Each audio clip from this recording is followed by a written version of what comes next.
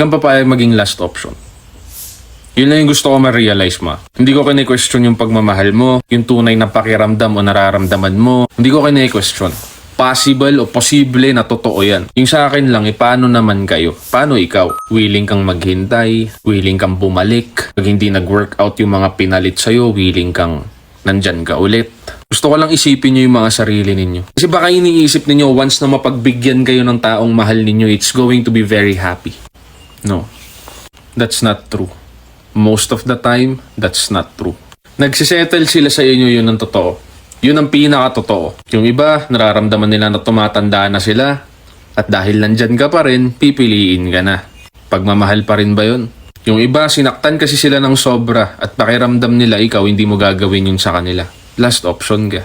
Tumesting muna sa iba. Kaya ako sinasabi sa inyo yan kasi hindi nyo deserve yun. Sabi mo nga, tunay ka magmahal, marunong ka trumato ng tama. Hindi mo deserve ng ganong sitwasyon. Na tsaka ka na lang pipiliin kapag wala na silang ibang mapili. Buksan mo yung mga mata mo. Alam ko masakit na realidad yun. Pero kahit gaano mo mahalin ng isang tao, hindi pagmamahal mo ang magtuturo sa kanila para mahalin ka. Hindi nila matututunang mahalin ka. Kaya ka lang nila pinipili ngayon kasi nasaktan na sila ng sobra at pagod na sila. Ikaw yung safety net nila. I mean, hindi ko kontrolado yung buhay mo. Decision mo pa rin yun at the end of the day. Just don't tell me I didn't warn you. Tagasalo. Nice.